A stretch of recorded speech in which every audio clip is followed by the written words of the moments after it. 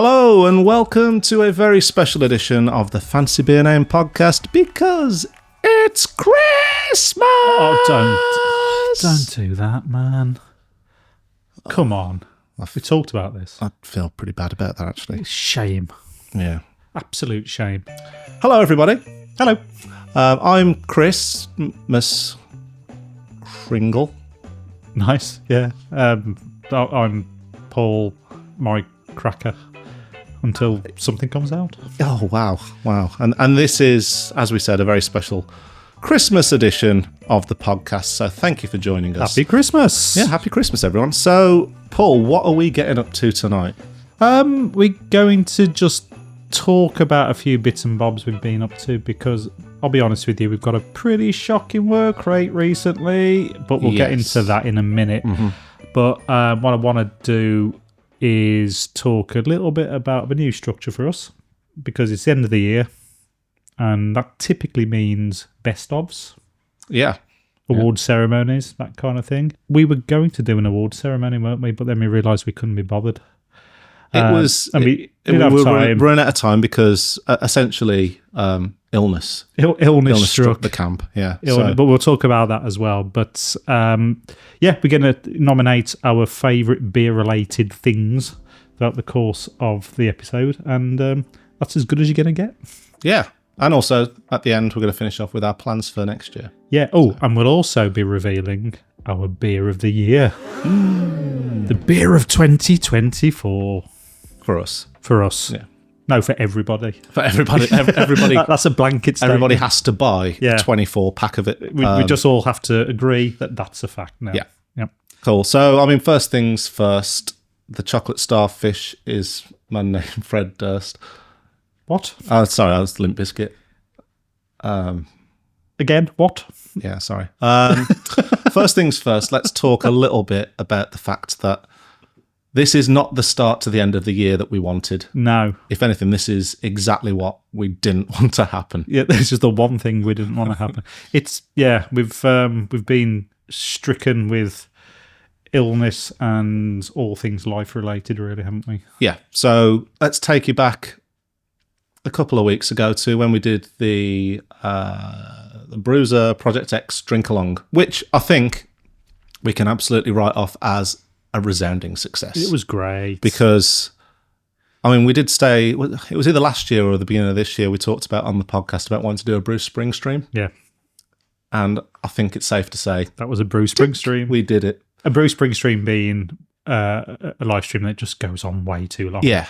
Yeah. Because, I think it is acceptable for streams, like live streams, to go on for like 8 hours if you're watching a game or something. But when it's watching some pissed up farts talk about beer and getting drunk, usually 2 hours is your limit. Yeah, but people or it should be. People hung around, man. I didn't work out how many people we got in total throughout of it, but we were averaging somewhere around 50 to 60 people through the course of it. Yeah. And I think we nearly 100 people throughout at one point during the peak, which was great. And the hardcore few stopped behind afterwards for the after party.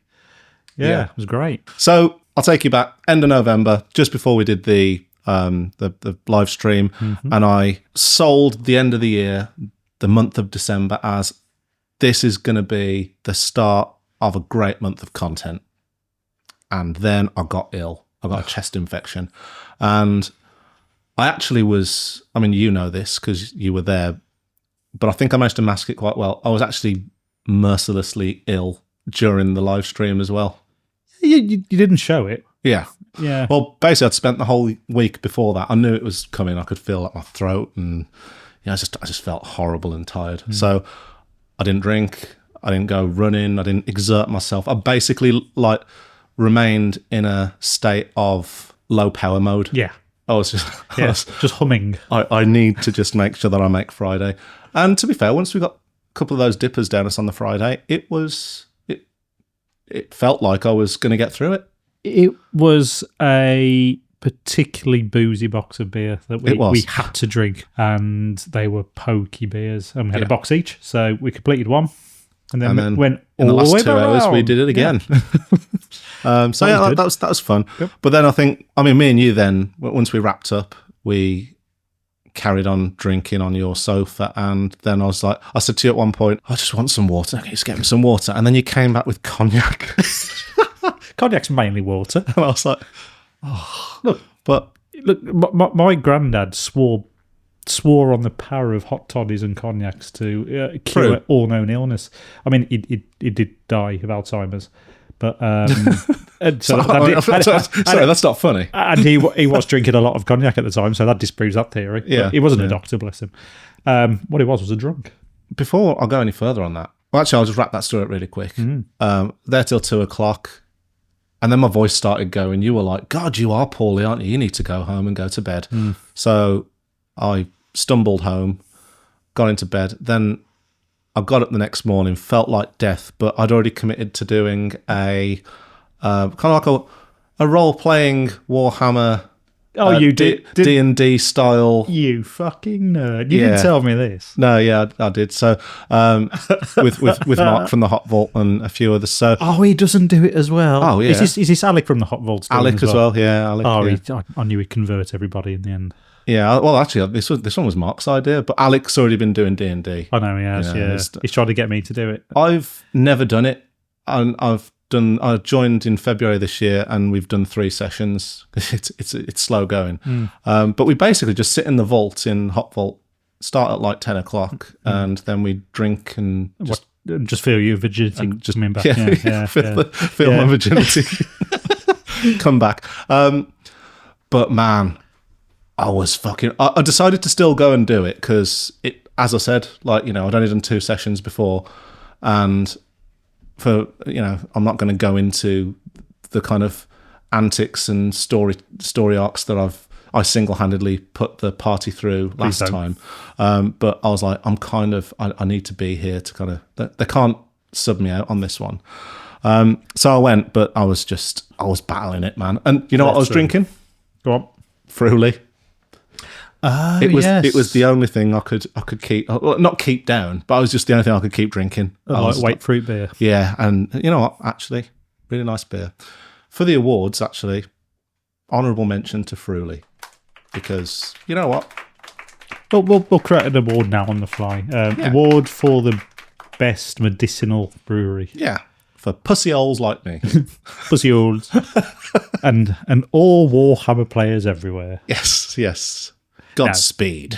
And all that will never fuck you. Yeah. Okay, there's another thing that I wanted to do here, because please do. I've got a bowl of Aldi's lebkuchen. Oh, the classic. Is it German or Austrian?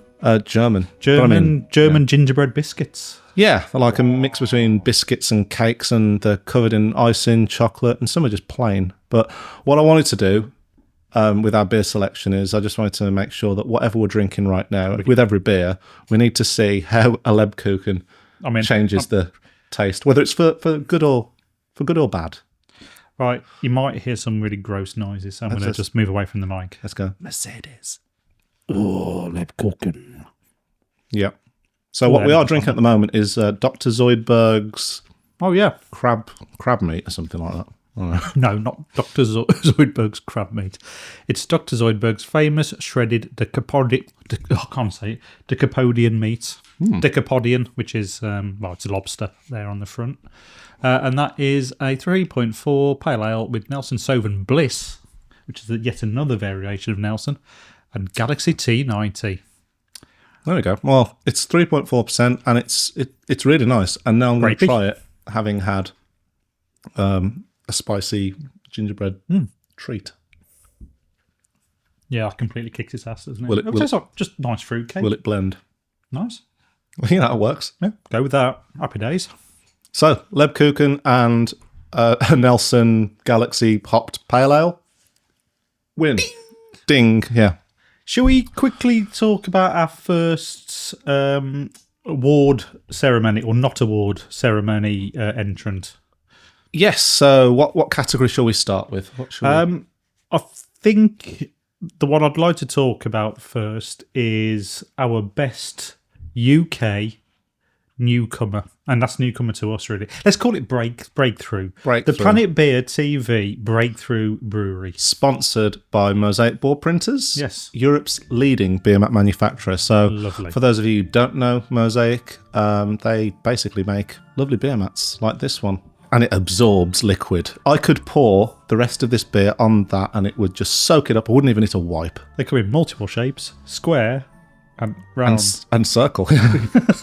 Square and circle. They might do others, but I think they can do others. This is the thing. Hey. This is the magic of them. Now, Some that look like shields. I tell you what, Chris, if I was, perhaps running late with my Christmas shopping and I needed to get some stocking fillers Yeah.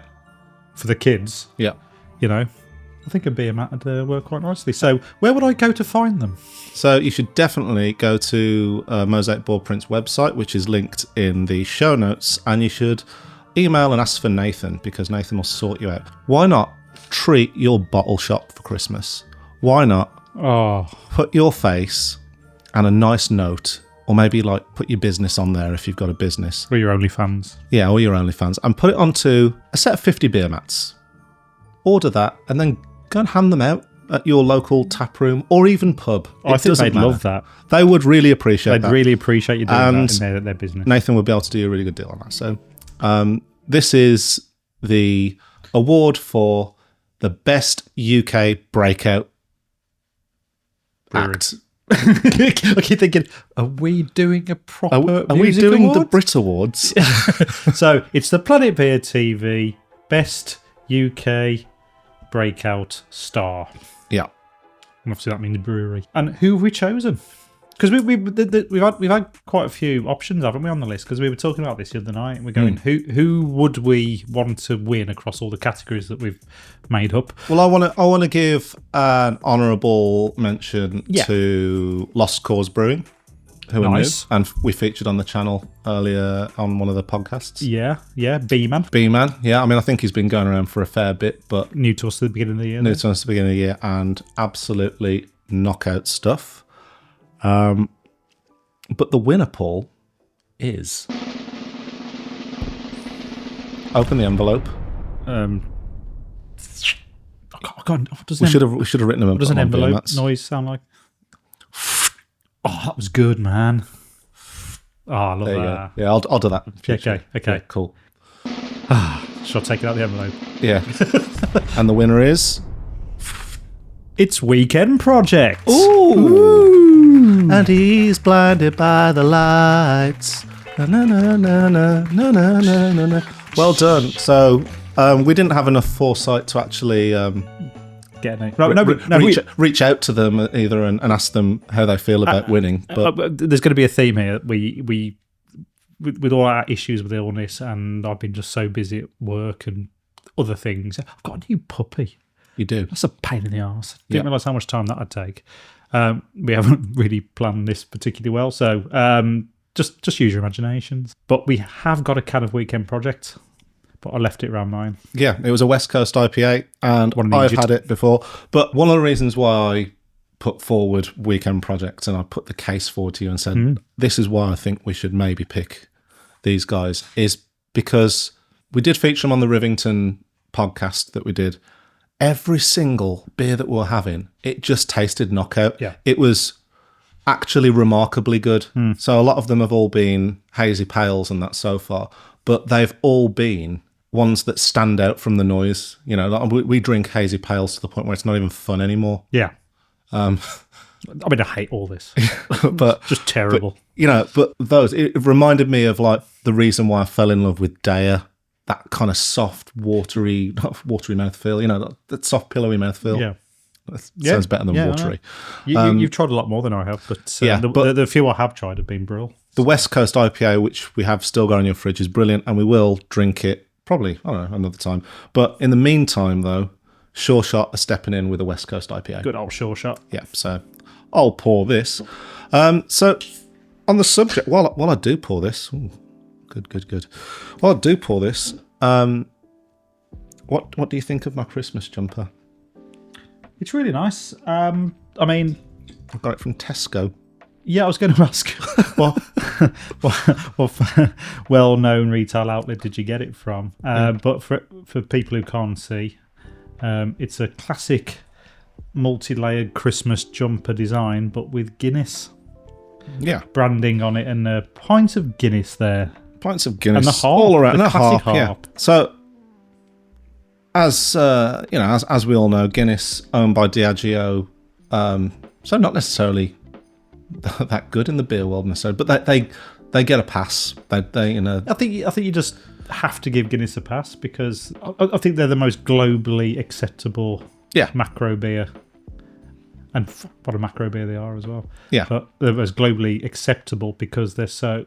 Unless you're like literally terrible at running a bar and managing a tap room, Guinness is always going to be good.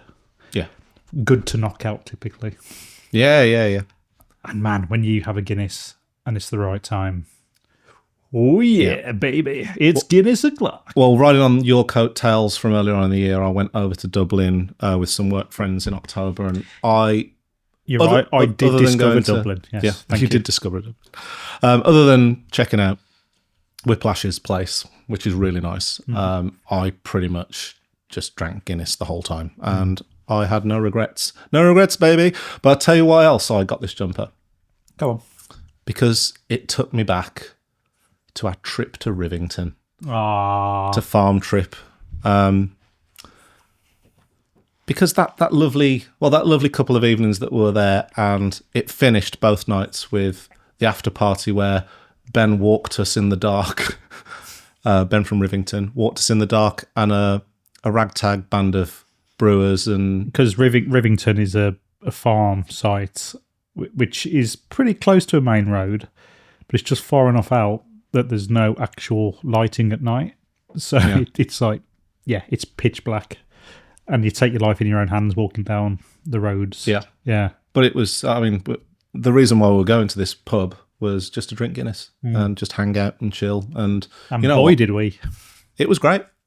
And that made me realise then that Guinness really is a force of nature. It's great. Yeah. Black blood. Black blood. It's black blood. Did you split many G's? I only did it once, as in like I only succeeded once. I tried many times. It's really hard. It is. I always go over. And what I realised is this is clearly just a fucking marketing ploy. Of course. To just make people buy more Guinness because you have to try again then, don't you? I'm a marketing sponge. Yeah. Douse me. Douse me, mighty douser. Apart from that, though, are you ready for Christmas? Not really. No, mate. I've got a really stacked beer fridge, though. That's good. Hench. I bought a load of beers in from Brew Export. Fantastic. Which we'll be trying one shortly. Yes, I've got some Trillium here as well. What we should do is just give this West Coast a try. I forgot. I kind of picked the beer up to drink it. Then I had. So you've almost spiked yourself. Yeah. So hang on. Let's have a go. Hang on. Cheers. Cheers. Good ronking, sir. Good ronking.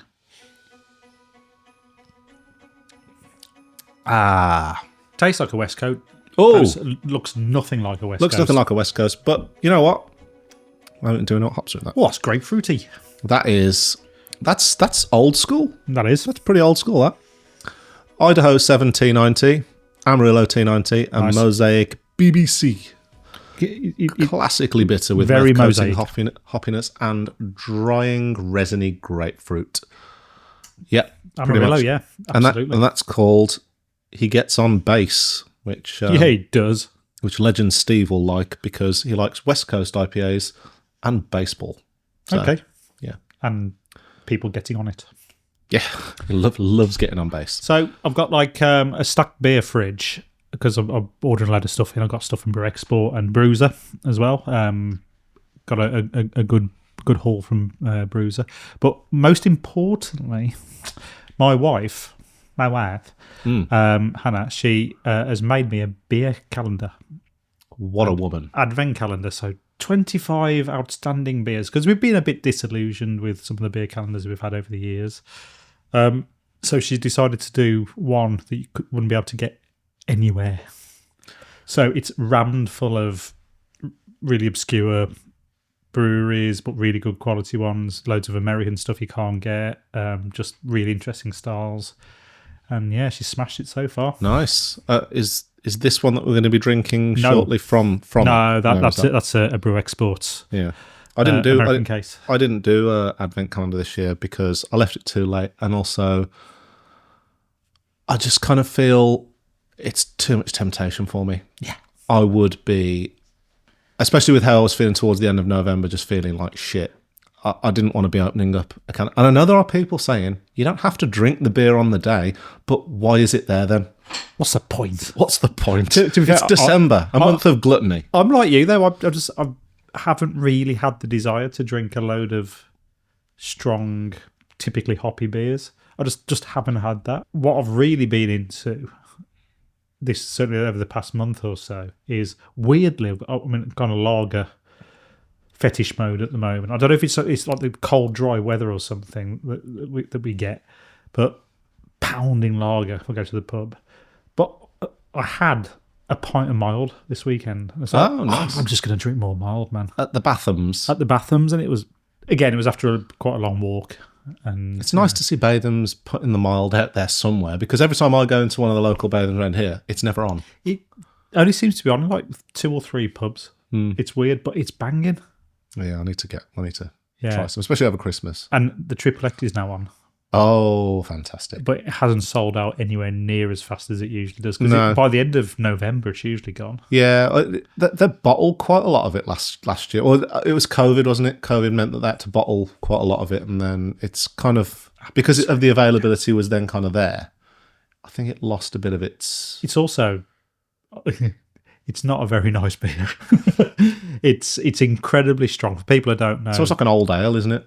Bathams is a black country brewery, very famous, very well renowned for their bitter, and they're mild in a lot of for doing their 2 beers, plus their seasonal Triple X beer, which is a big fruity, almost brown ale, but it's so fucking strong. Yeah, it's like 6 point something percent. Well, no, it isn't. It isn't even that strong, but it just it isn't. Tastes it. There was one year that the rumor was it was somewhere between 11 and 12%. Fuck. So that can't be possible. I had 4 pints of it one year and I cancelled Christmas. So yeah, I mean that's always been a thing. Not cancelling Christmas. I'm not Oliver Cromwell, but damn it. But no, there's always been a thing about having some Bathams and it just finishing. I mean, you can say that with the bitter. I've sometimes felt worse just having but that bitter's 4 pints of Bathams bitter the next morning. But that's a mystery percentage as well. I don't care what they say. We're going to have to get Alice on. I think this is... Alice Batham, yeah. She's doing the rounds on the socials. I think we can go. Yeah. Anyway, that's what I've been doing. I've been focusing mainly on lager, little sojourn into mild recently as well, but I've not really had the big hoppy beer appetite. So that ties in nicely with my little story, which is that on Friday I took my wife for a birthday to see Everything, the band. The O2, not just everything, just everything. Yeah, just took to see twice. Everything twice. Well, we've done that. So we went to go and see those, and that was at the O2 Institute in Digbeth, so Birmingham. And on the way there, we're like, well, we're getting there slightly. You don't want to show up and just queue for ages, so go for a beer. So we went to Kilda for a beer, and just because I wanted something, it was my first beer, hadn't had anything yet. Pint of Verdant Verdant Light Bulb. And you know what? I was not into it. That's not you. Verdant as well. I was like, I'm just not feeling this. Went off to the gig. Obviously, you just hit with just macro lagers and all that. I ended up going for one of those 2-pint cups. Mega pints. Mega pints of Brooklyn Brewery's Pilsner. And you know what? I really fucking enjoyed it. I loved it. I was like, I could keep drinking this. Not at that price, though. And then after that, we went up to the Old Crown in Digbeth and I had a pint of Attic Intuition. Yeah. And again, I was just sort of like, no, not feeling it. Not doing it. The hazes, especially as it was like storm force weather as well as the kickoff of Storm Dara. Yeah. And I was just like, it's not the weather for it. and the lager was just hitting me in just the right place. A drink that I wouldn't normally have because I'm just like, ugh. But yeah, on that note, shall we leb? Let's kook this. Shall we kook it? I mean, I don't know what the fuck that's supposed to be. It looks like a tooth. Oh, look. Oh, what is it? It's like a black tooth. I don't know. I've got a heart. Well, at least you know what that is. It's very Christmassy, though, isn't it? Love isn't very Christmassy, or just hearts. No, I want shameless capitalism. Wouldn't it be funny if, like, hearts actually look like hearts in popular culture, rather than... So if it was actually just a really kind of horrendous looking blob with... I don't think it would be funny, Chris, because you'd be used to it. That'd just be the new normal. Well, I'm eating this one. Oh, this one's darker. Yeah, there's subtle variations in the chocolate. Different types of leb. Okay. No, that does nothing for the beer. Okay, let's try. The pale did, because it became like a really nice fruitcake. No. That just kills it. Stone dead. Isn't that interesting? It doesn't work. You know what does work, though? Go on, doesn't then. work at all now. Let's just go into our next award category. What have we got? So we've what have we got? This is not Oscar kind of quality. What have we got? The gluttony. Yeah, just shoving cake into your pile. So the first one was the best UK breakout. And this next one is Planet Beer TV's best international newcomer. Yeah. So, and this is sponsored by Mosaic Board Printers, Europe's leading beer mat manufacturer. Again? Yep. That's all I've got to say about that. Yep. Yes, it is. Deal with it. So this is quite difficult because some of these breweries, especially as they're international, they've been going for some time. Yeah. It's just about them hitting us over here. Yeah. So they're kind of new to us, rather than being it's not newcomers. necessarily newcomer to us, but we'll call it the new ones for us. And we appreciate that, they might be really well known where they come from, but so boy, we've had some good ones this year, though. Yeah. I can't stop eating this chocolate. It's really nice. Oh, this is like a really bad It's not doing anything with the beer, but no, it's nice. So I wanted to put 2 American breweries on the list as honourable mentions here. Go on. Or as runners-up. Clag. Oh, yeah. I've had some beers via Brew Export, and those beers have been absolutely sensational. Really, what does really, Clag really stand good. for? Stands for Cocky Little Asian Guy, and it's from Sandusky, Ohio. It's Ohio, yeah. Yeah. We've had them on the channel before. We had them in the UK versus US beer off. They did lose to Verdant in it, but I mean, there's no shame in that. No shame in that. And I think on another day, it could have been a 50-50 because the other beers that I've had have been, mostly dippers and knockout. Yeah, cracking. And another honourable mention for Celestial Beer Works. Oh, well, I was going to mention them. Yeah, okay. Good. Well, no, 100%. The reason I was going to mention them was because I had a Brew Export delivery with them in it. So we got exposed to 6 or 7 or 8 of their different styles, and they were all really, really good. But then we met them at Rivington Farm Trip, and we had a little... You can't resist, can you? I can't do it, man. I can't say Farm Trip. It's Farm Fest. It's just there, isn't it? But we met him, and he was lovely. What a sexy-looking man with his long hair. With his long hair and his purple hat. And his beard. And then his brewing skills. And then his... we originally had a category for most Instagrammable beer. Yes, yeah. And it was his beer that we had there, which was the strawberry Uber thing, like Berliner Weiss. And it was kind of purple, but very bitty because there's coconut and stuff in it. And it had separated a lot in the can. It was meant to look like a mad... like purple shake type thing. Well, like a melted ice lolly or something like that. But yeah, it hadn't travelled well at all. What it kind of did was just have a purple foamy head and then kind of purpley brown liquid. Yeah. But I didn't say that it was Instagrammable for a good reason necessarily, but it did taste sensational. It was really good beer. So, but they've been great. So yeah, I'm glad you said that. We met some really interesting brewers and tried some interesting beers from all over the world this year on our travels, but we haven't tried enough of them to make an informed opinion. So I think our winner was chosen because we could make an informed decision because we tried quite a few of their stuff. Yeah, and it's going to be, drum roll, I'm going to open the envelope, Blackout Brewing. From Romania. So we featured Blackout, or we interviewed Addy from Blackout on the Rivington farm trip sessions. Another very sexy man. So good, so dry. And it's not every person that you can talk about what sort of beer Vlad the Impaler would have drank. Yes, had he have been around today. Yeah, he's from Transylvania. Yeah, which was the relevance to that, obviously. Yeah. I want to drink your beer. That's just the count from Sesame Street. I know. Yeah. But yeah, so barrel aged. It's all barrel aged, and it isn't just stouts. Yep. I've seen him on Instagram knocking around some mad stuff, and I'm like, I really want to try that. So I'm waiting to see when it all drops. I guess the stout just travels better. But we will be finishing the evening with a Blackout beer. So watch this space on that one.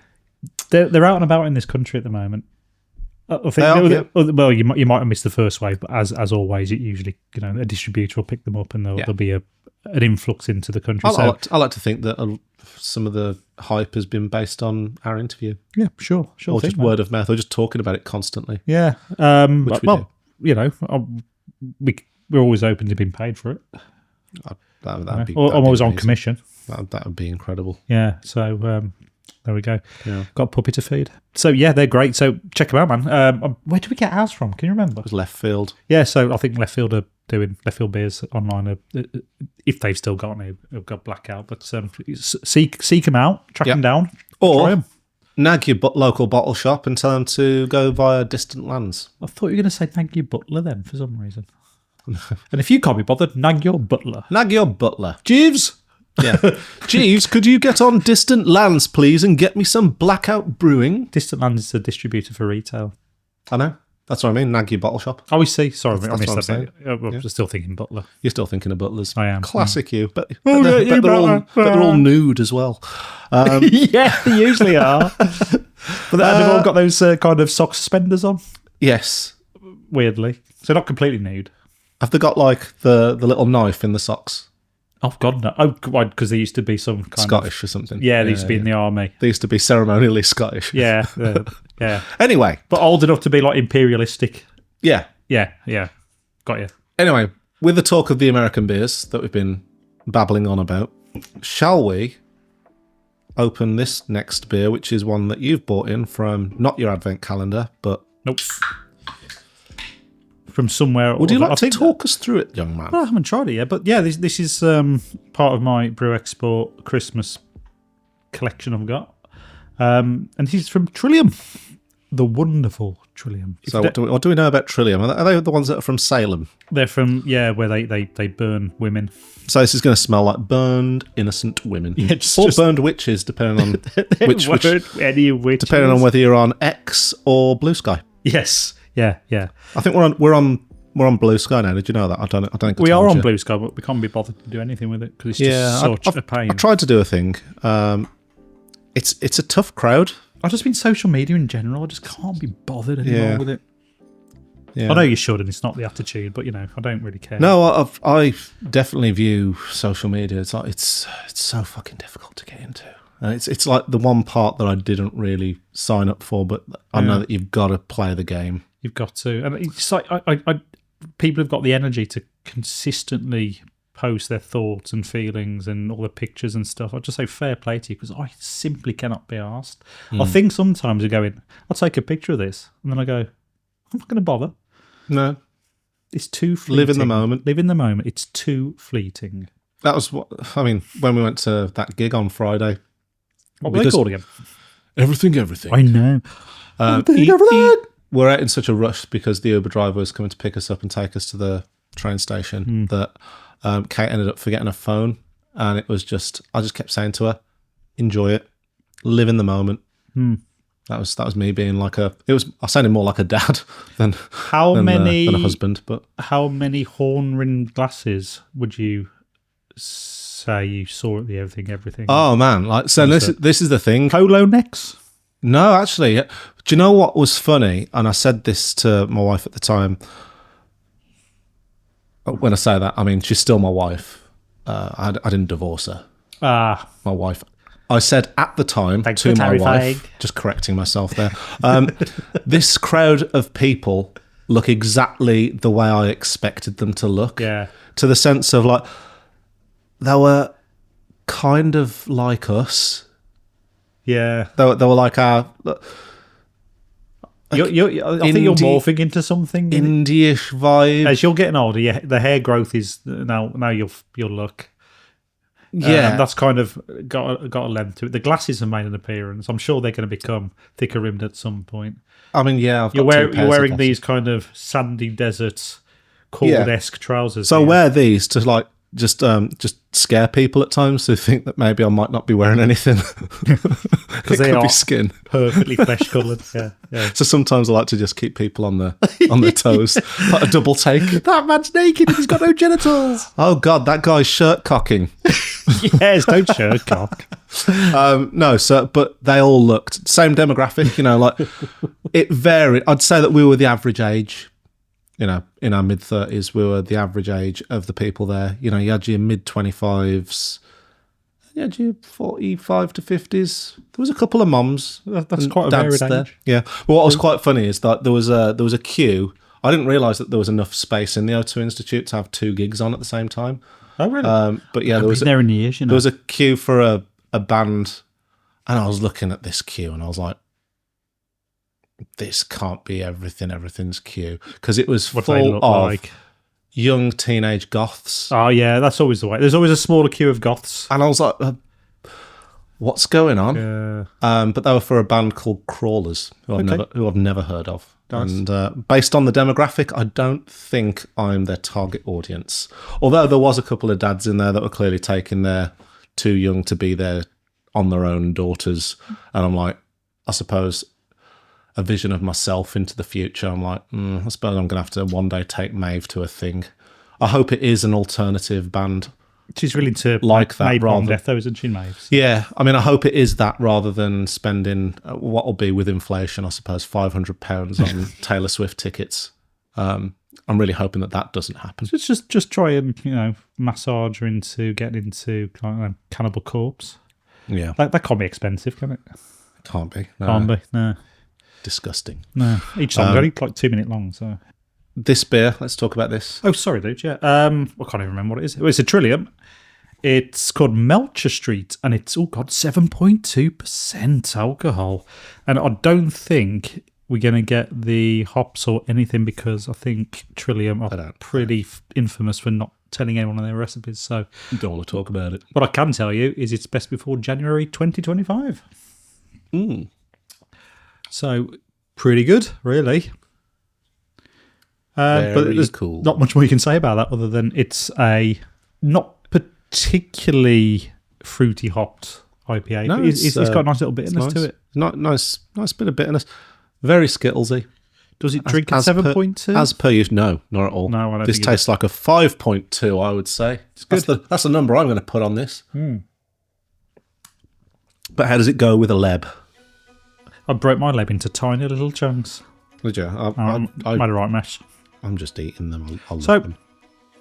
I'll tell you what's been a nice surprise for me. Yeah. The lebs. So I might have to get a bag of this. But you know what else has been a nice surprise for me? A couple of the brewers we've experienced this year. Yeah. It was a good segue, wasn't it? That was good. That was nice. That's what we needed. I kind of feel like we spent too much time not talking about this. Yeah. So we've got our third award category. I keep saying award, but they're not going to win anything. They win a mention. That's what they win. But we decided we're going to do a category called the biggest surprise beer of the year. Yeah, the beer that really caught us off guard. The one where we perhaps went in with low expectations, but came out absolutely blown away. Or it could have just been something where you think, that's not necessarily going to work. I'm intrigued. Or maybe it's just like the one that I'm going to be putting forward for Beer of the Year, where you're like, fuck me, that stands out. Yeah, I mean, I can't remember who came up with this, but what I can remember is the second we thought about what was the biggest surprise as a category, this instantly jumped into my brain. Because when you say low expectations, this had no expectations at all. So, shall we just reveal who it is? We can talk a little bit about it, yeah. And what the beer is, and then we can talk about the reason why it was such a surprise to us, because there's a whole background around it, isn't there? So, can you rip open the envelope, please, mate? Yeah, so I'm opening up the envelope right now, and it goes.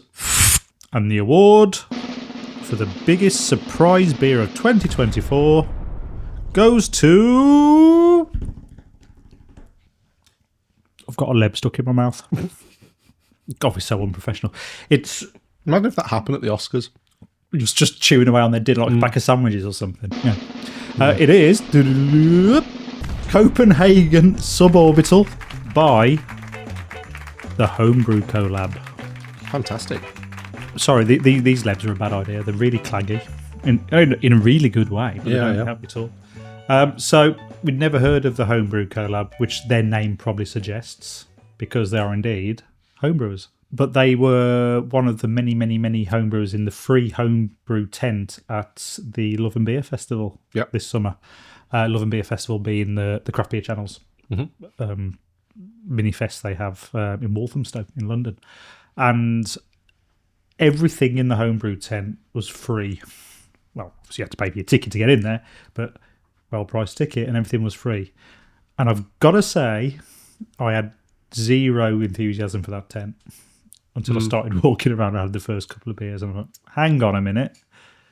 Homebrew's got a little bit special recently, hasn't it? My God, there was some like professional class beers in that. Yeah. I mean, and there was a really good like Verdant Sundialer knockoff. That was really nice. Yeah. I think it was called Sundialer. yeah. I think they just misspelt it slightly or something to get around. But it was definitely that whole tent in itself was a surprise. Man. God, it made me so happy.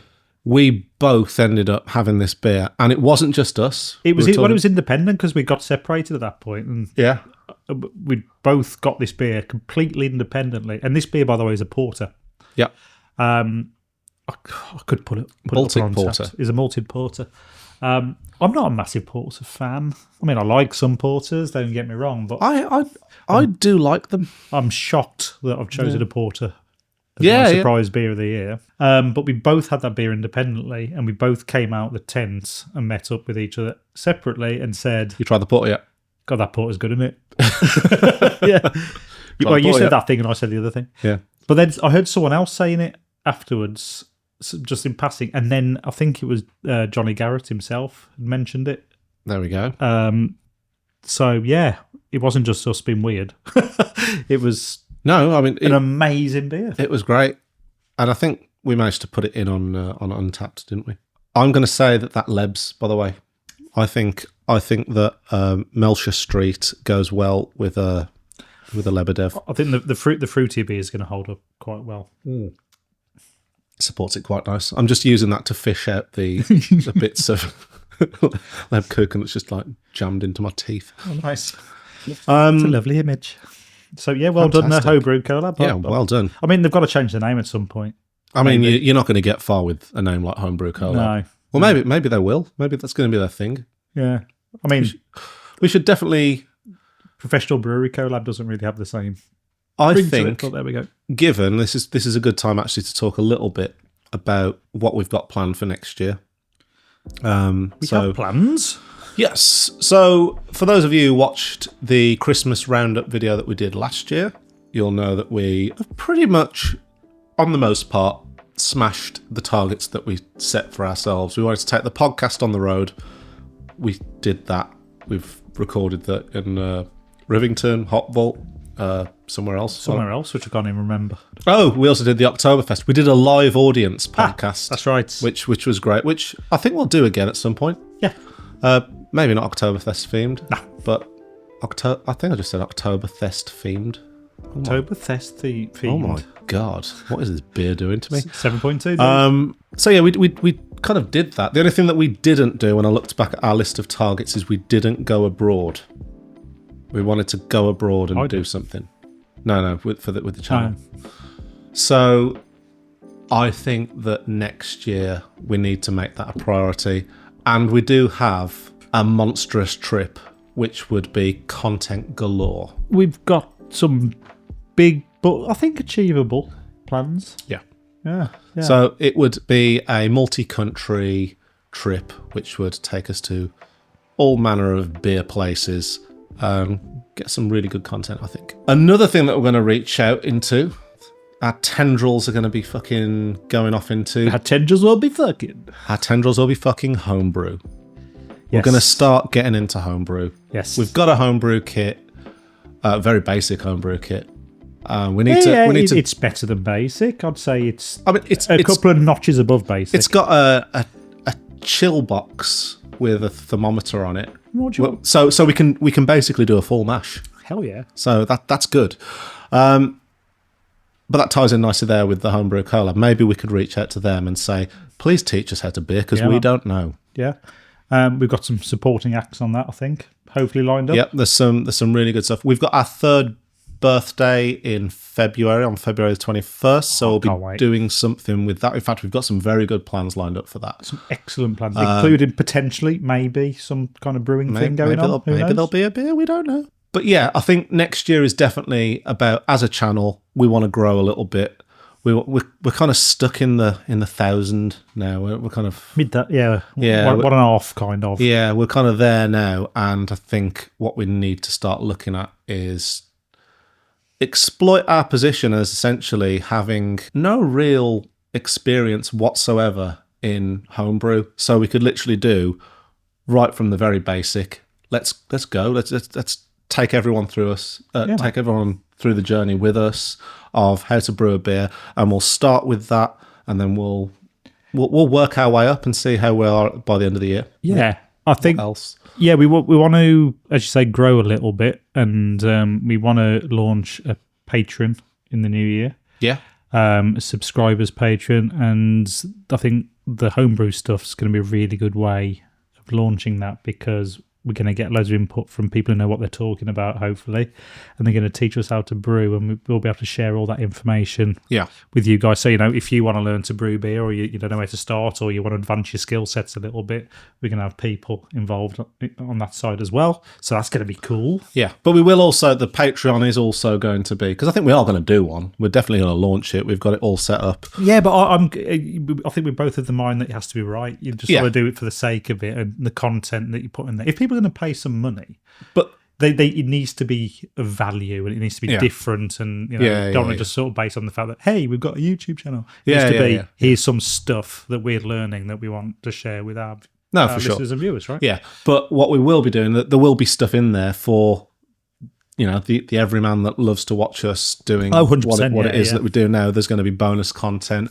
We'll be doing things like probably monthly or bi-monthly drink along as well. We'll just do a live stream just with the guys in the Patreon. Yeah, and we can just shoot the shit. I think through all go on our cameras on a Zoom or something and just. And we're kind of like kind of lapsadaisical approach to planning sometimes, but we've kind of built up a good bank of really great guests as well that we can definitely use exclusive stuff on. And it's not just brewers, it's brewery adjacent people and beyond that, and some potentially more well-known people in other fields as well. So it's going to be really, really cool, man. So yeah, it's exciting. So yeah, that's 2025. That's what we've got planned. Lots of good stuff. Can't wait. Getting quite hopped out here, dude. Yeah. So we're working out, we're doing the lebs. The lebkuchen. Oh, that's a nice one. I got white one. It seems to be going well. So the food pairing with beers, it seems to be going well with the pale ales that are hazy. It's not going well with the West Coast IPAs. Definitely not. I'm intrigued by what it'll do with the barrel-aged beer at the end. Oh, it'll go like a dream. It'll go like a dream. But it would be quite nice to know what it'd do with like another style, like a sour or I don't know. Do you want me to reach into my magical Bumcrack and pull out another beer? Oh, go on then. See what's there. Oh, go on then. So this recently we filmed a Hops in Focus for. Oh no, we filmed Hops in Focus for Nelson, and we also filmed a Styles in Focus for Ginger Beer. Yes. And as part of that, you were for some reason pulling the beers out of your magical Bumcrack, which Not for some reason. more power to you. If you've got a magical Bumcrack, Chris, Why wouldn't you use it? you use it. Yeah, That's the reason. You'd use it for the force of good, which is the force of beer. Anyway, so I pulled out this from my magical Bumcrack today, changing flow completely here, and we've got a Burning Sky. Yay! Hooray! I love Burning Sky. One of the most underrated breweries of still. the country, I think. I've been saying this for like 5, 6, 7 years. It's ridiculous. But this is called Raspberry Provision, and it's a farmhouse. It's a food beer. There you go. Made with fresh raspberries. Oh, lovely. So this will go really well with the lebs, I reckon. Let's go. Yeah, I mean that will be interesting. Chocolate and raspberries. Oh no, bit of fizz. But yes, you know what we should do next year as well. I should have wiped this one down before I started pouring it. You know what we should do next year? I see a lot of the other podcasts like Beer Fridge and stuff, who we like, doing these like breweries of the year where they get people on their socials to vote for who they want to win in like a tournament format. 100%. I mean, we should maybe try one of those next year, but we just have no kind of patience with social media. If illness doesn't get in the way again. Yeah, we should. We'll do. We had grand plans this year. We just couldn't get round to it in the end. Anyway, one of the ideas that we wanted to do. In fact, should I say it? If you want to, Secret Santa. That was going to be a really good idea. Yeah, we did want to do a Secret Santa with like other channels. With other channels, yeah. Things, we'll do that next year anyway. Yeah. If you're up for that, let's get involved. So yeah, Raspberry Provision, as you said. Or Battle Royale, but with other YouTube channels. So we just get taken to Ireland and we just have to take each other out. I mean, it sounds like a good idea for a holiday. Good excuse. Could it be somewhere with a beer? It could happen in a German castle, and we'd all go to Germany. They've got loads of castles. You get dropped into an industrial estate in Queens, New York. You have to fight to survive throughout all the brewery tap rooms. Oh, that's good, isn't it? That's cracking. Does it leb though? Oh, but we'll leb in a bit, man. But I think we need to go into our 4th of 5 awards. Okay. So the category now, Chris, is a Lifetime Achievement Award. A Lifetime Achievement. Yeah, you always get these at award ceremonies, don't you? Where they always throw in, it's the Lifetime Achievement. I don't know what. Maybe they sponsored it. Maybe they sponsored they're giving a bit of money to the award ceremony. It's always the same 3 people anyway. Did I ever tell you the story about John McEnroe at Hyde Park? He kind of rings a bell. Yeah, so basically, I'm going to cut long story short here, but Johnny McEnroe and Legend Steve. Johnny McEnroe went through a spell last year of going to Hyde Park to go and see big acts. He wanted to start crossing them off his bucket list. So I think he went to see Pearl Jam. Which is Johnny McEnroe. And really randomly, halfway through, Eddie Vedder says, "Ladies and gentlemen, I want to bring on a very special friend of mine who's going to help us with this next song, Mr. John McEnroe, the fucking American tennis player." Yeah. So he comes on, plays a song with them, and everyone's just kind of cool but weird. Yeah. What's I didn't know Eddie Vedder was friends with John McEnroe. I think this particular weekend it was Pearl Jam, and then the next day or the day after was the Eagles. Yeah, and Johnny McEnroe was staying for the weekend, and then Legend Steve was going to watch the Eagles, so he met up with Johnny McEnroe. And literally, as Johnny McEnroe is telling Steve the story, it was something weird happened yesterday, and they brought on John McEnroe, and then fucking the Eagles go, "Ladies and gentlemen, we really want to welcome one of our biggest friends, John McEnroe." And he came, so Nothing's mentioned about John McEnroe on this, on like the Hyde Park, what was it, American Express Hyde Park British Summertime Festival, or whatever it is. But that weekend... What's going on, McEnroe? He was like... I mean, that happened to me once. I went to see Fleetwood Mac at the Hollywood Bowl. And Fleetwood McEnroe. Yeah, no, they bought Cliff Thorburn out. I don't even know who that is. It's just a snooker player. Oh, fucking hell. What? A snooker player? Oh, wow. And that was even weirder. Yeah. Yeah. Yeah, but I mean, I suppose that's what I mean here. It's a weird sponsored spot, maybe. And that's why that's why Lifetime Achievement Awards are a thing. Yeah, but who's sponsoring him? And what's he been sponsored for? I don't know. This doesn't make any sense, McEnroe. It doesn't. What did he do? Just stand there? No, he played guitar. Apparently, he's a good guitarist. Oh, he didn't just like stand there with the racket? Yeah, he did. He did play guitar. just doing like shadow tennis. I mean, Just can't be serious every now and again. Just wait, all you people who bought Oasis tickets for next year. Just you wait till they bring out John McEnroe. Yeah, till they bring out. They'll actually be touring with him.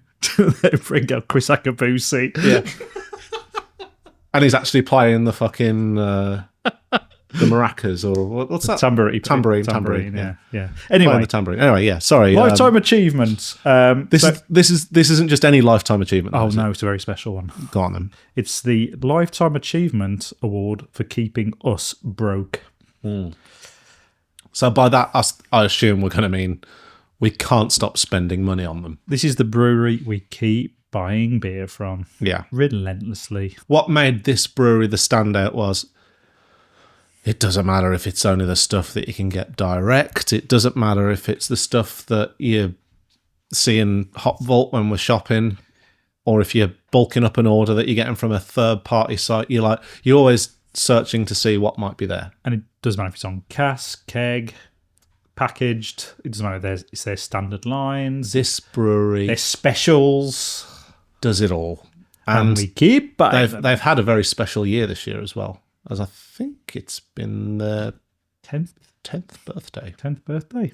Let's announce the winner. Let's just say who it is, dude. The Lifetime Achievement Award for keeping us broke is Track Brewing. So the bloody Track Brewing. God damn it, they've done it. They've done it. God damn it. Yeah, I think the one thing which really made these stand out for us this year was it wasn't just the fact that they were brewing some absolutely banging beers, your gold tops, your birthday beers that they were bringing out, but you just kept going back to them. Every time you're in Hop Vault, I would just find myself picking up Sonoma. Yeah, I've seen Sonoma around in quite a few places I wouldn't expect up and down the country this year as well. The Sonoma on cask has just been banging. Speaking of cask Sonoma, though, I was on a stag do recently, mid-November, in Manchester, and on Saturday morning, one of the first places that we went to, I say Saturday morning, we had breakfast, and then first place that we went to was the Port Street Beer House. Yes! Love that place. Great place. And they had cask Sonoma on in there. No, Sonoma, 3.6, 3.8, whatever it is. And I was like, yeah, I'll just have a pint of that, because after the Friday evening, starting the Saturday very steady. Oh, but was I? Ended up having 5 pints of it. And having literally drinking it off the thing. I went to go and have a sixth, and they were just taking it off. I was like, fuck. I couldn't stop drinking it. And actually, one of my mates, Phil, who he does not have any knowledge or inkling of craft beer in the slightest, but he asked what I was drinking because he looked at this kind of opaque, custardy-looking dimple pint glass. And I was like, oh, it's Track Sonoma.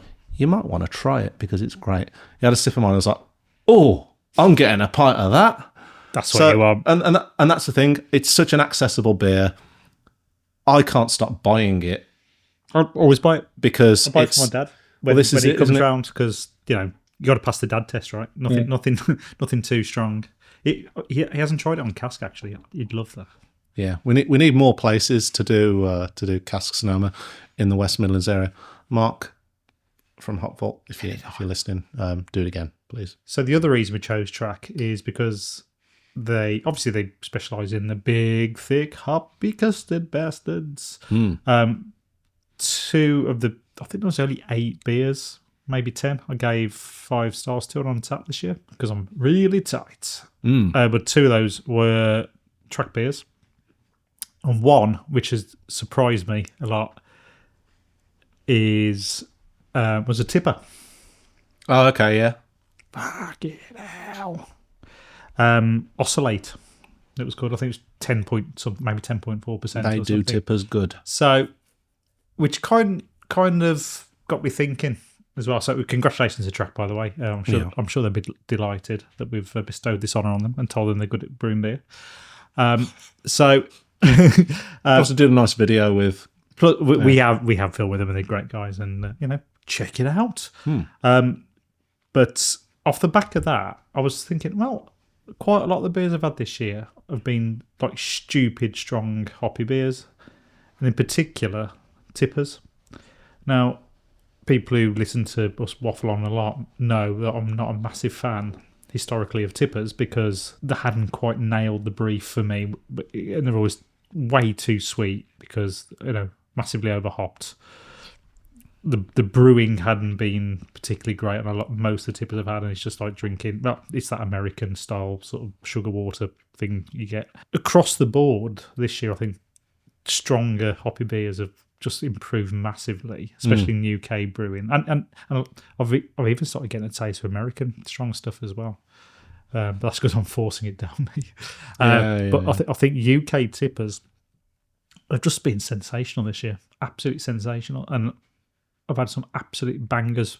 Track being one. Baron did one recently, which was just like at the beginning of the year. Too much tipper. Yeah, man. That was both a 5 from us. Yeah, on Untapped. Oh man, what a beer that was on the old Unny tea. So it kind of got me thinking. Yeah, if I'm going to champion tippers, not quippers yet because I can fuck right off clearly. Yeah, but tippers, I think, have become one of my favourite styles to keep buying and trying. So I just lebbed with that.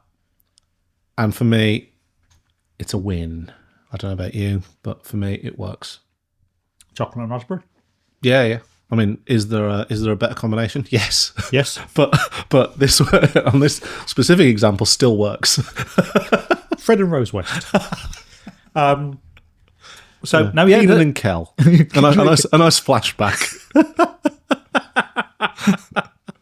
Salt and pepper. Oh, actually, the rappers. Actually, this might be a really nice time to play a little segment from an outtake of our trip to Rivington. Oh, yeah. Because I found nowhere else to put it. Go on. Just to give the clip a bit of context. This is our first trip to Rivington, so this is when we're first there meeting Ben and filming with him, and we're in the tap room. Oh, I think I know what this is now, actually. Yeah.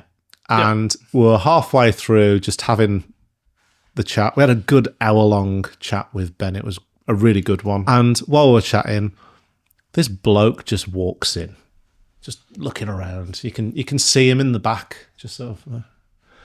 And then, basically, the clip just says it all. You tried to flag up to him. We're filming at the moment. And, let's just see or listen to what happens next.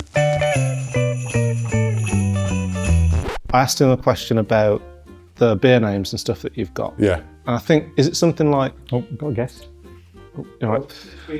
No, it's all right. Go for it. Sorry, we're just filming something. Sorry? We're just in the middle of filming something. Okay, doesn't matter. Who's the expert on Canon cameras or what? Anybody? No experts, no. Just I've got a Panasonic and a Canon. So. I've got is it 450D? Oh yeah. And all of a sudden, going on automatic, fully automatic. Take a photograph and compare that from the last string. Instead of being around about 1/60th, it's flashing or taking photographs at 1/680th. Oh right, okay. Yeah. So obviously something, and it's same if you go on the other side of the where you can alter them. Yeah. Exactly the same where it's on automatic.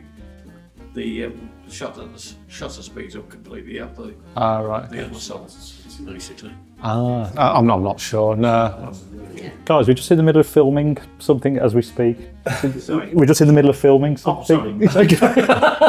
It's okay. We'll be 10 minutes tops. Oh, well, you better cut that bit out.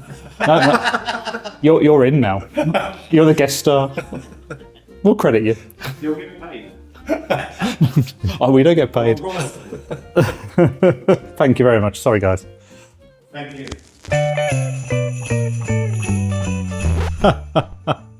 Yeah, I love that. I also love that we keep cutting back to well, Ben's just on his phone. He just defaults to I'm just going to go on my phone. These guys can sort this shit out, and he's asking me questions about like what's going on with my Canon camera. Yeah.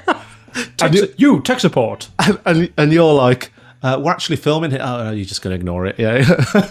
It was chaos. But then it was the fact more people just started walking in. I know, yeah. It wasn't just him bogging us down. It was then like his wife comes in, another guy comes in looking like a Peaky Blinder who, like coming and bringing more beers. And it was just brilliant. It was really funny. A nice little outtake there. And also, I made sure that everyone remained anonymous.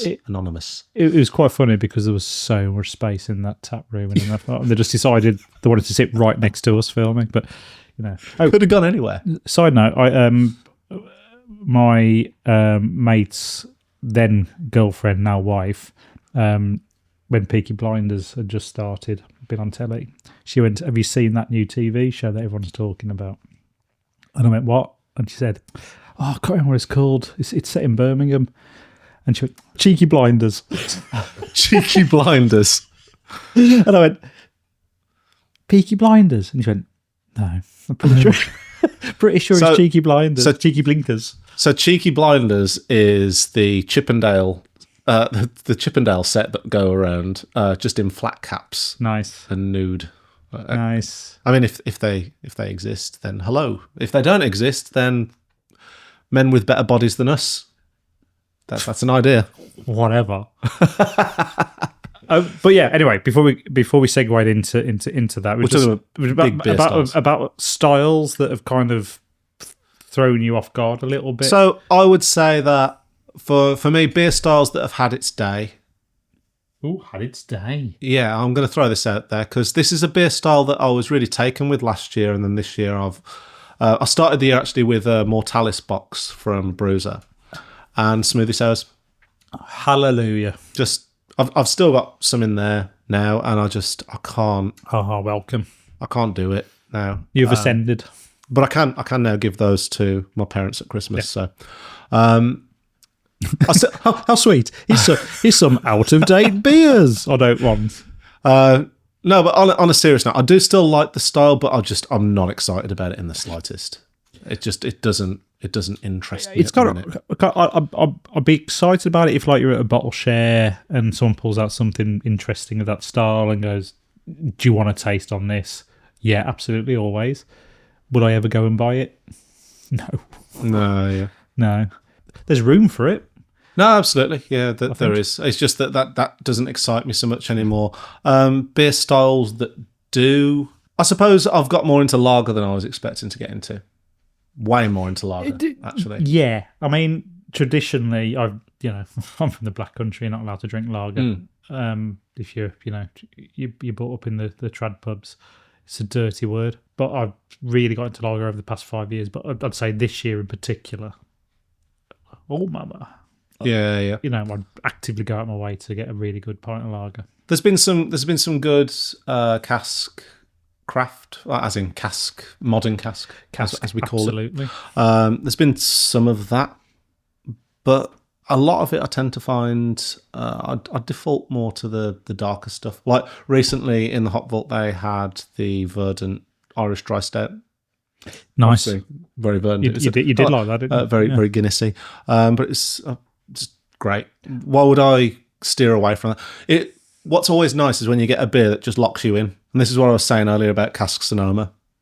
It's just in a world where you're just constantly going for the next unique beer because you need to tick. Yeah. You need to catch them all, which is an impossible task. There's a lot to be said for the beers that hold your attention and say, no, you're not going away. You're going to go up to the fucking bar and you're going to order me again. And then once you've done that, you're going to do it again. And there's a lot to be said for that. There's a really good point. And I think this year, again, in particular, there's been a few occasions which stand out to me where I've gone back and done that multiple times and gone back to the same place multiple times while it's been on. And that has invariably been, as you say, modern cask. Yeah. One of the beers I've had quite recently and drank a ton of it, like proper old-fashioned sessioning pint of cask beer, has been Vocation and Friends. Okay, yeah. And there's been a few of those, but in Really nice particular, series. we've got them in front of us, Vocation Sureshot.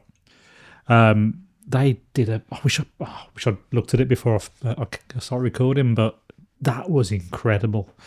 It was just unctuous but sessionable, and it wasn't too strong, but it felt like it was punching above its weight. Oh god, man, it was just everything a good pint of cask should be. No, there's been some really good stuff out there. And can I also perhaps fly the flag for non-adjunct Imperial stouts? Yes. No, we do love an Imperial stout that is very silly, covered in fucking peanut butter or whatever else. In it. Yeah, Absolutely slathered in it. but actually, like Stoutzilla this year, when it just reminded me, god damn, That was sometimes all you need is that little bit of vanilla. that was better than it's ever been. It's so good. I think you said, have you tried it this year? And I said, no, but I'm going down tomorrow or whenever it was at the weekend. And I've tried it. And I just remember going, this wasn't even this good when we were in a bar drinking it. Yeah, no, It was just banging. Are you expecting a new camera for Christmas? A DSLR perhaps? A Canon?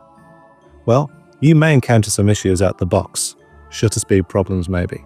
If you do, at Planet Beer TV, we are big advocates of Googling it.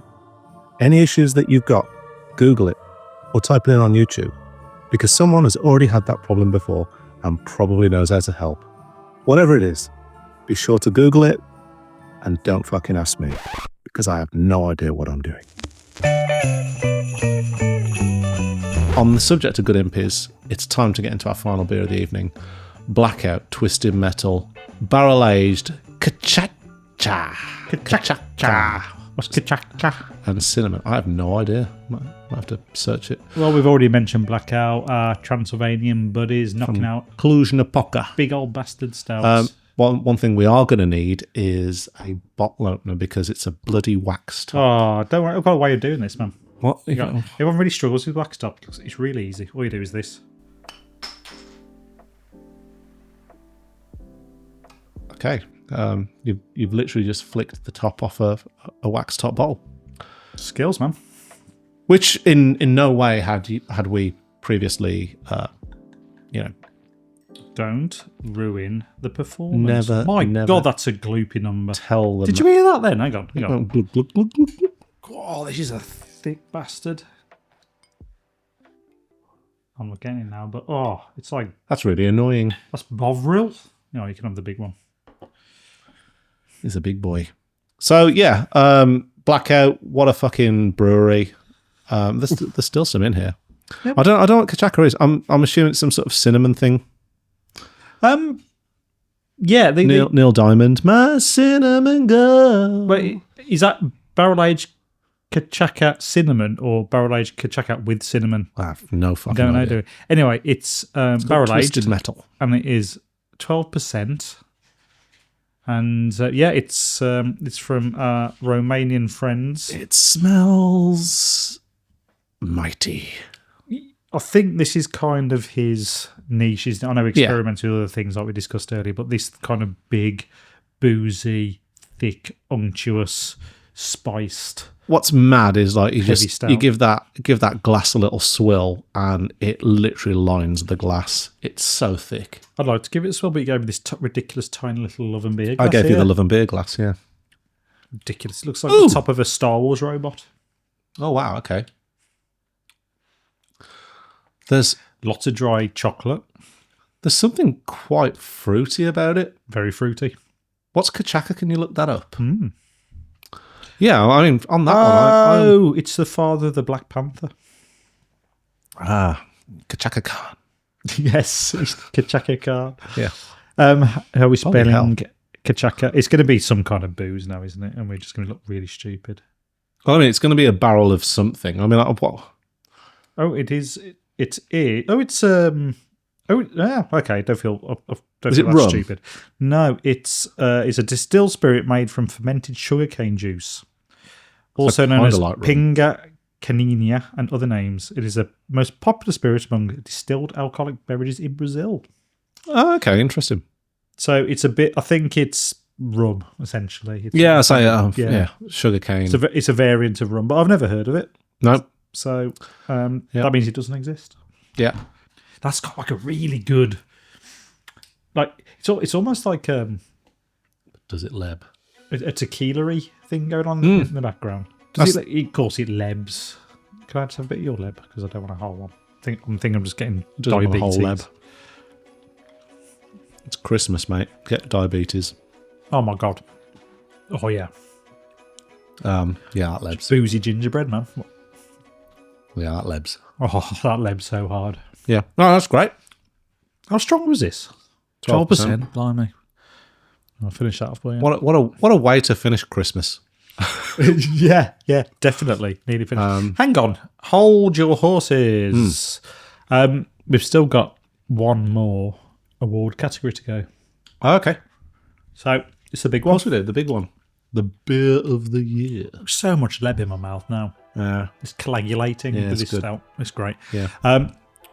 Get yourselves down to Aldi. Get yourself some leb. Try it out over Christmas. Drink a beer. Have a leb. Shove a lot of ginger cake in your gob. Oh, very good. So, final award category is the big one. It is our Beer of the Year 2024. Ooh, daddy. Yes. Ooh, daddy. Ooh, daddy. You bet your ass, oh, daddy. Yeah, That so sounds wrong. the way we did this, we did explore Untapped and go fives. We literally went, what beers have we scored 5 this year? Yep.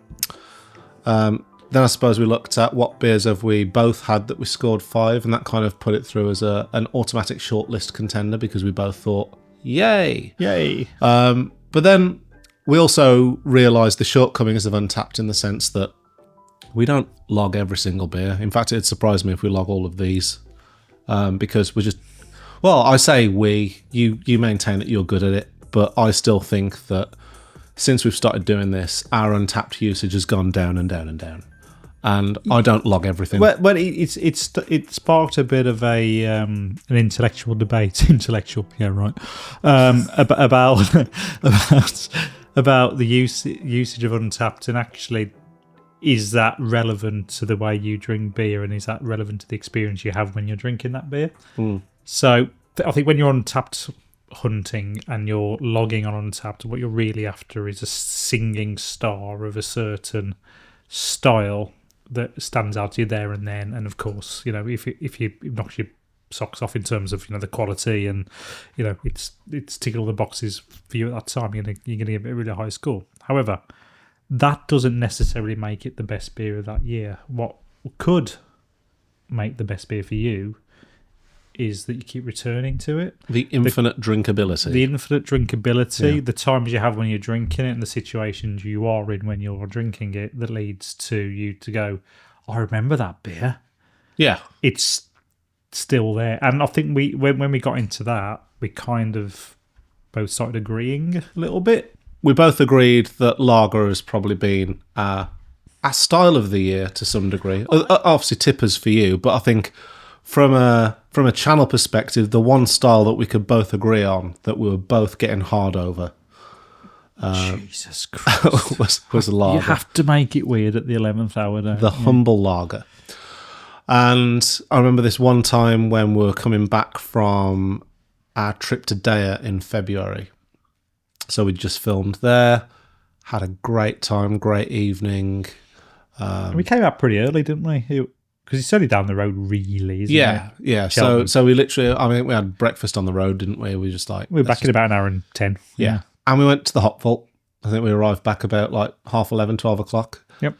And we're like, yeah, let's go and drop in and have a beer before we go home.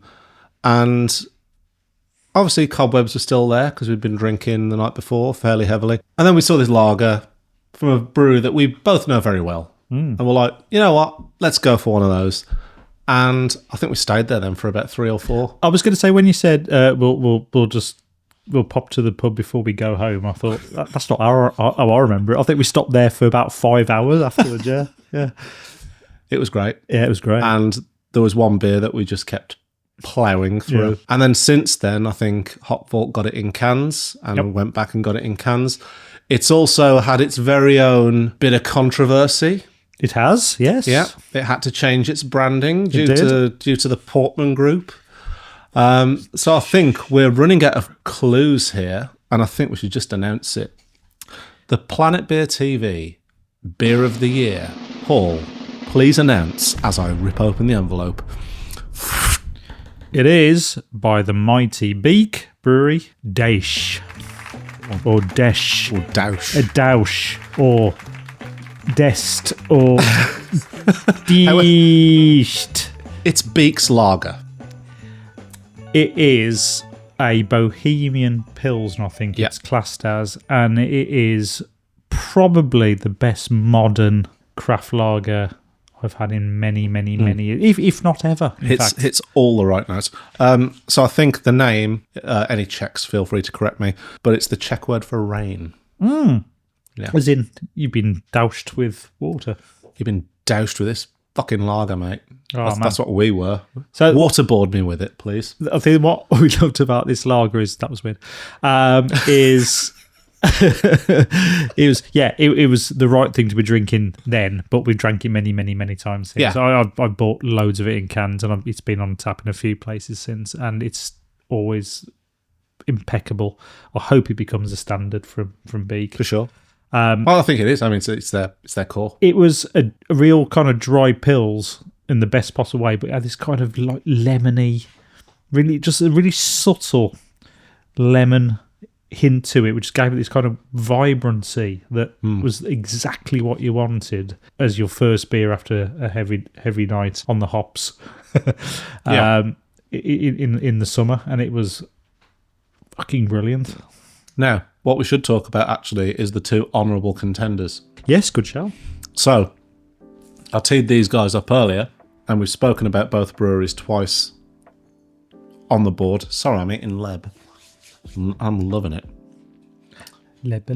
Leben loving it. Yeah. With Leslie Nielsen. Yes, That's a thing. So my beer of the year, personally, is Trax Orbit, who they also brewed as a collab with Celestial. Yeah. So that was, I think, if you don't mind just looking this up on Untapped, but I think it was a 7% New England IPA. And yeah, it was brewed by Track with Greg and Matt from Celestial while they were over. And oh my God. I also had this down as like biggest surprise beer because it was just something where it's a style that I don't get surprised by much anymore. It's like I'm so used to it that it kind of I just know what a bad one tastes like more than anything else. Yeah. But this one, I was like, holy shit, it kind of feels like what they've done here is rewritten the rule book of what a fucking New England IPA should taste like. And it was absolutely banging. And I gave it a 5 and I said, this stands out from the noise. This is fucking real. Enjoy it. How about you? The one that stands out to me again, and I'm not even looking on my Untapped because I'm not even sure I logged it, and I can't even remember what it was called, to be honest with you, but I'm sure you can help. But you'll know where we were at the time. When we were backstage at Rivi Farm Trip, I remember it well. there was a green room, outdoor green room for brewers, and they had a couple of Linda machines on for pouring. And on the first night we got there, they had a State of Kind IPA on. Yeah. And I haven't got the name for it, unfortunately. Now, again, I don't know if it's just a situation of where it was hot weather and it was very exciting, but that beer was one of the best hoppy custard IPAs I've had in a long time, and I think you agreed as well. For sure. Also said the same. For sure. But just to hammer that home about how good State of Kind were. We've had quite a few beers off them since in cans, and I think they bought a bottle of something when we did our interview with them the next day as well, which was a stout anyway. But we had a couple of their beers since, and they've all been fucking brilliant. Like, yeah. To be fair, I mean, yeah, I think we should give State of Kind the Nathan and the Inkjets People's Choice Award. That's definitely a thing, because you did just make that up on the spot. Yeah, that should be a thing. The Nathan and the Inkjets 2024 sponsored award, People's Choice Award for characters in brewing.